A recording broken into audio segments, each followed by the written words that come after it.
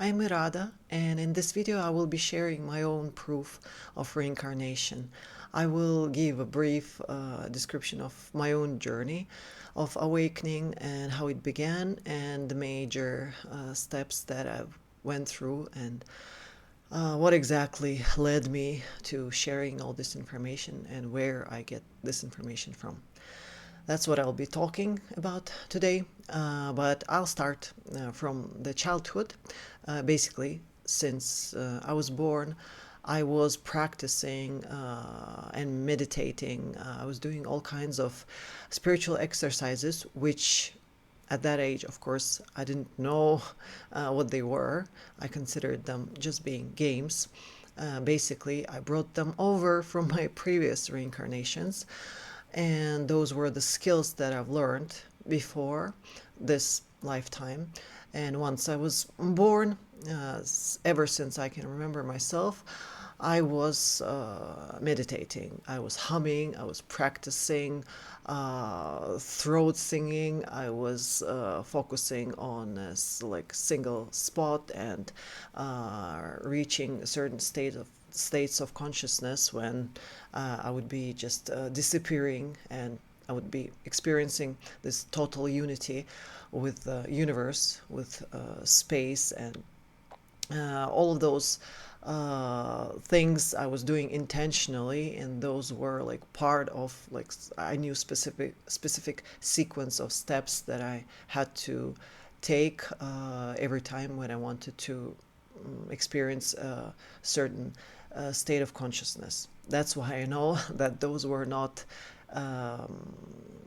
that was not an accident, that those were all skills that I've learned previously. But of course, being a child, I had no idea about like reason why I'm doing this. I considered all these things just games, and I thought that everyone can do it and everyone does it, I thought. So in the beginning, I was actually trying to share it with my friends, and I tried to pull my brother into this game, for example, into meditation or into trying to like see this space like disappear and experience that elevated state of consciousness.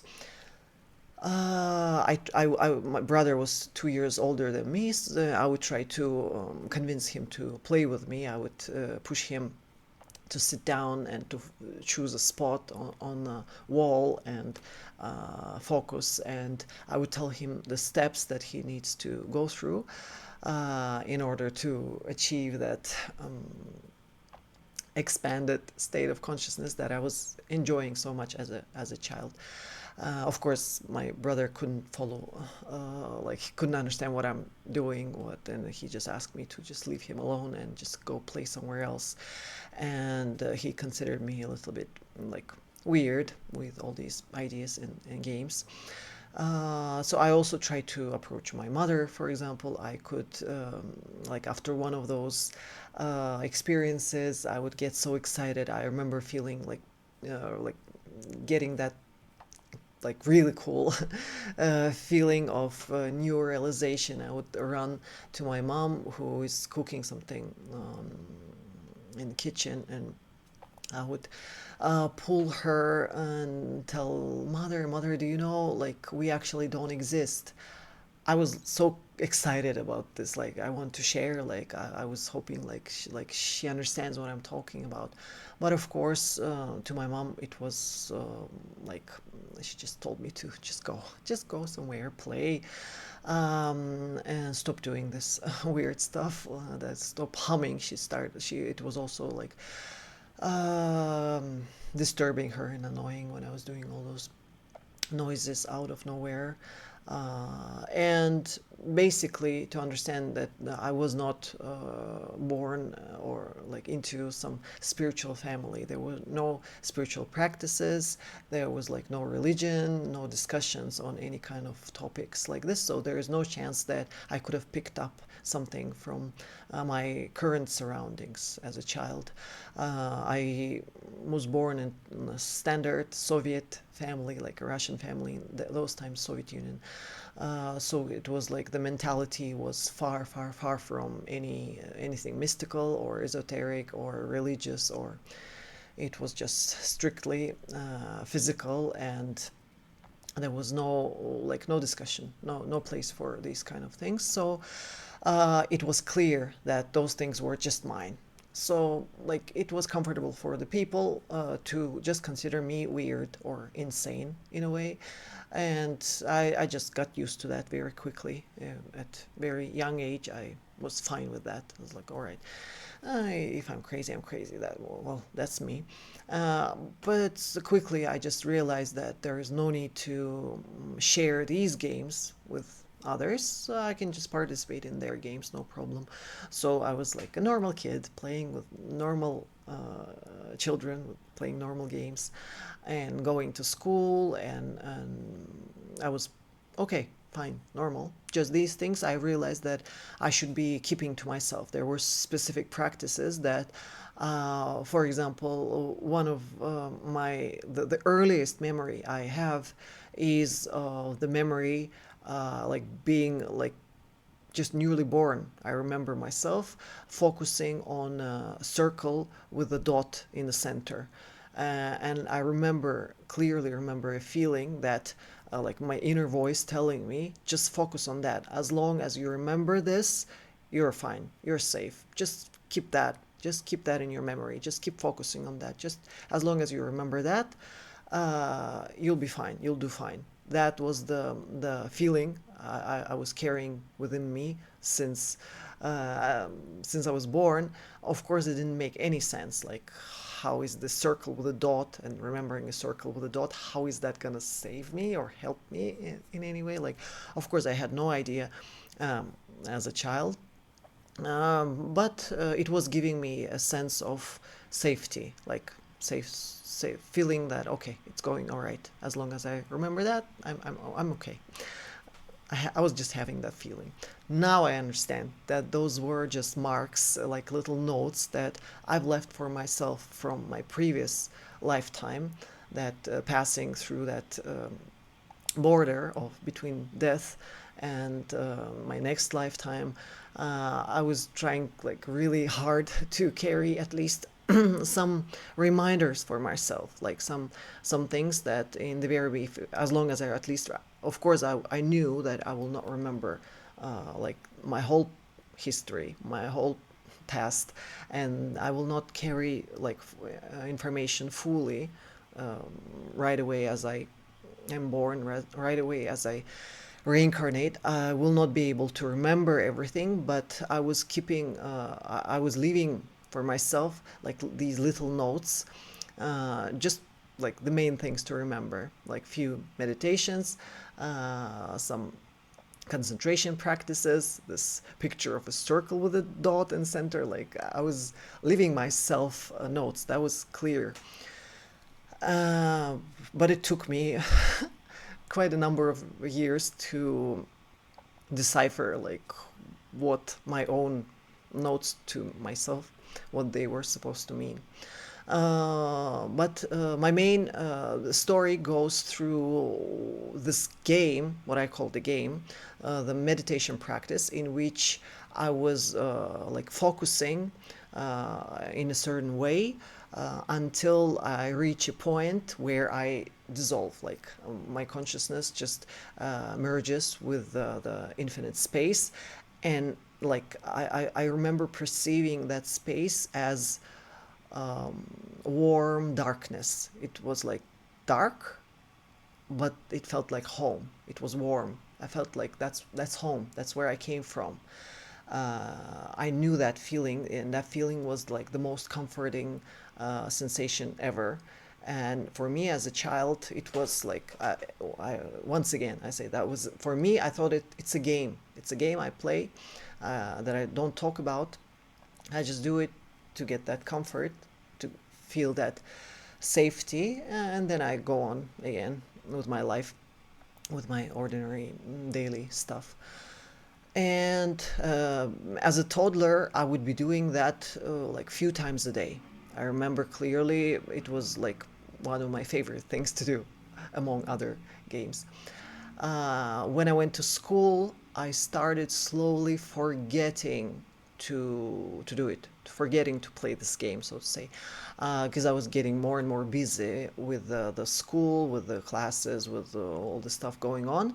I would catch myself like few days in a row. After a few days, for example, I would just come recall like, oh gosh, I forgot I haven't played my game for like 3 days, 4 days. Then it became like 1 week. Then like once a month I would recall, but it was still going okay. Like in high school, still at least once a month I would remember to do it. And as I was like graduating school, then going to like moving from country to country, then moving to university, and all that, all those transitions. Slowly, somehow, I lost track of how long that game wasn't coming back to my mind. And I remember very clearly on the second year of my university, just out of nowhere, this thought pops up to my mind like, God, my game. I haven't played, I don't remember how long, a year, 2 years, 3 years. I don't remember when I done that last time, when I played that thing last time. Gosh, that's been such a long time. I should do it right now. I should do it right now. I remember like laying down, relaxing, and trying to focus and follow that sequence. And I realized that I don't remember it. I couldn't remember the sequence of steps, and I couldn't reach that state that I couldn't do it. I couldn't. It was like the most. It was so. The feeling was like, it's so hard to describe the feeling. I felt like I lost my home. I forgot the road home. Like, and I forgot the way, and I don't remember what it was like, how to. I don't have anyone to ask. I have no way to find it again. It was like it's gone. It's gone forever. I'll never find my way back home. That kind of feeling. It was like so. No words. I have no words to describe it. I just felt so devastated and empty, and I was like, I just remember that since that day, I whenever I had a chance to make a wish, like a birthday or New Year's or a shooting star, or I'm in some church, or I am in some sacred place, any chance, possible opportunity where it was appropriate to make a wish, my only wish was to recall the steps once again, to remember, like, to remember how I did it, to remember that game again. That was my one and only wish for years and years and years. In any chances where I had a chance to ask or pray to God or to whatever universe, I would just be asking for that only.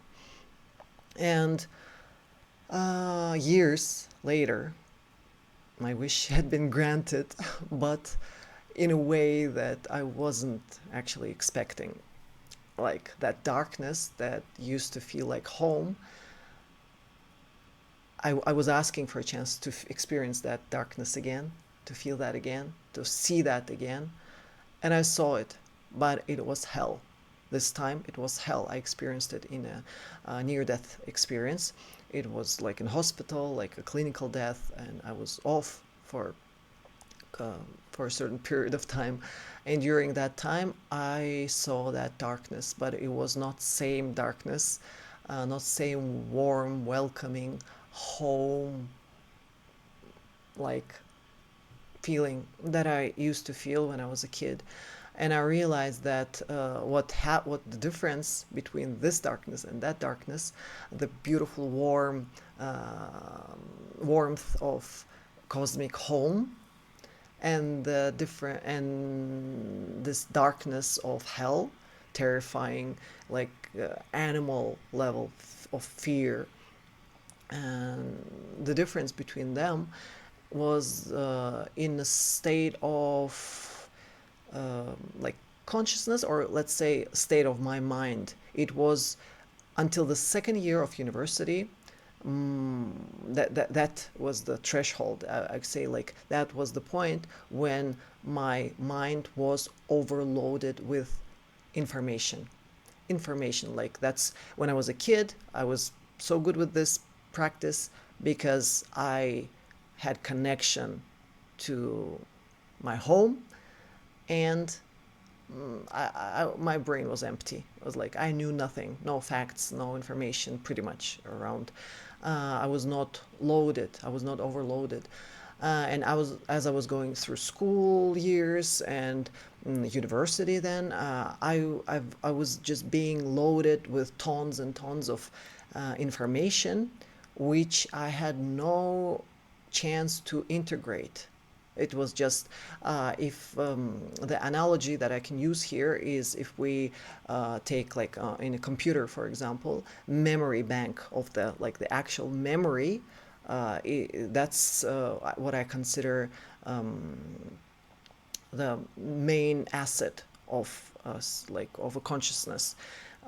Memory bank, which holds all my past experiences, all my skills, and all the things that I've went through, and I've made part of myself. I've integrated into me. That's what makes up my story. My memory bank is knowing all the things that I know, all the things that I know as concepts that are integrated into my structure.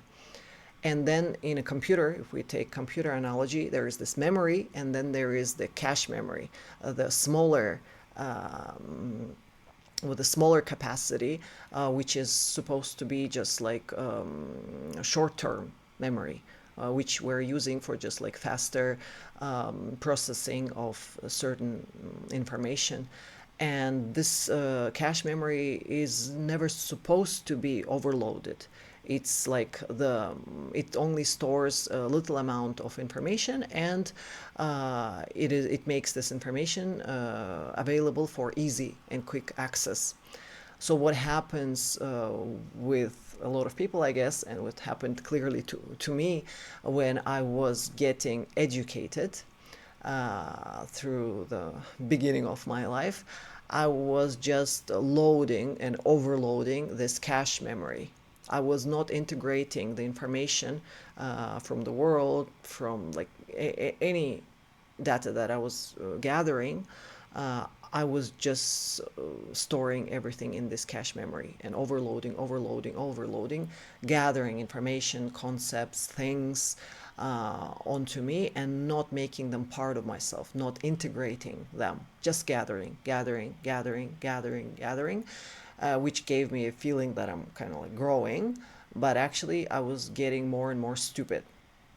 I was, the more I learned, the more stupid I was becoming, because I was not learning into the real memory bank of me. I was not integrating the things I learn into concepts which I can then build into my own structure. I was just overloading this little cache memory bank.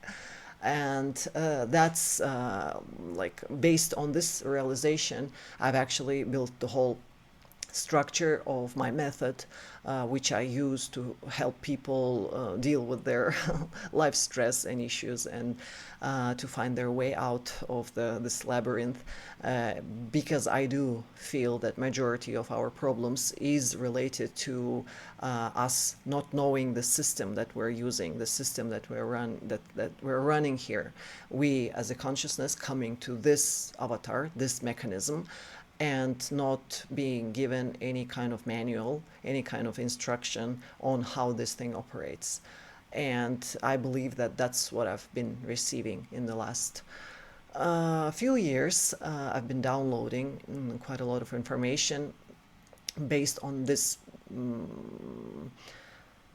main intention that I had, is to clearly understand the difference between that darkness, which was warm and nice, when I was still a child, and the darkness that I fell into when I went through my clinical death at age of 27. And that the difference is like heaven and hell. And the description of hell is like the most suitable for the experience that I had.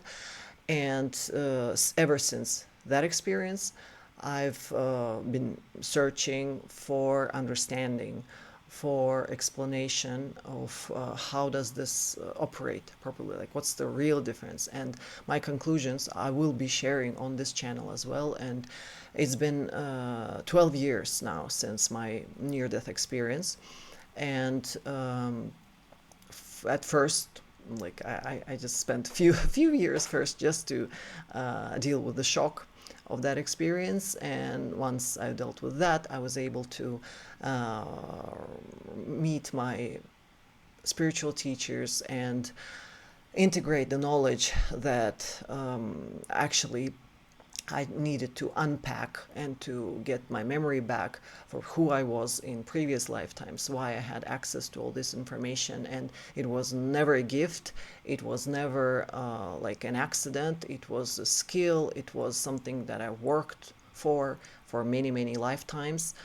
And that my task in this lifetime was to integrate the knowledge of those times that I've already been a priest and priestess and a shaman, and dealing with all these things from so many points, from with playing so many different roles, but gathering this information lifetime after lifetime.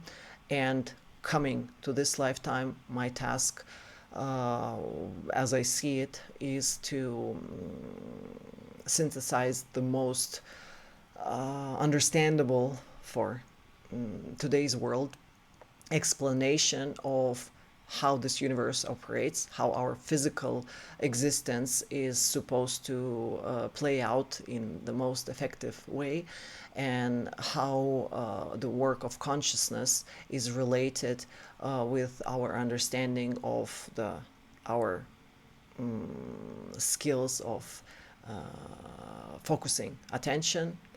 And basically these are all the things that I'll be talking about on my channel.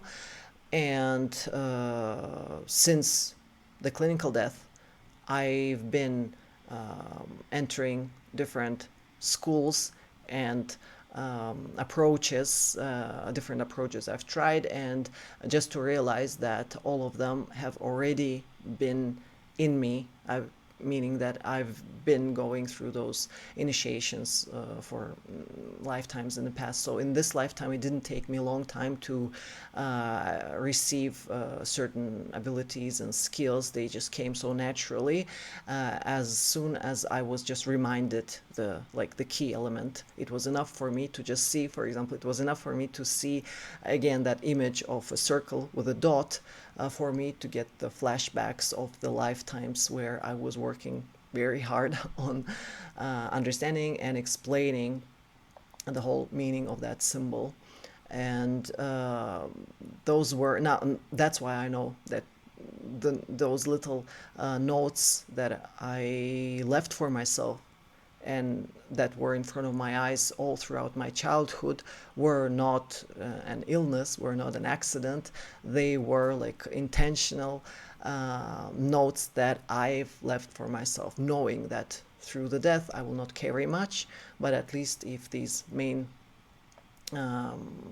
points I can remember, it will help me out, speed me up along the way. So that's what I'm doing ever since that experience. Studying, mostly I am trying to recall as much as I can from my past achievement, realizations, let's say, and I'm trying to find concepts to explain them in the most understandable way for the today's world. And if you're thinking similarly, you're more than welcome to stay on my channel and go through a few other videos that I'll be posting these days. Enjoy.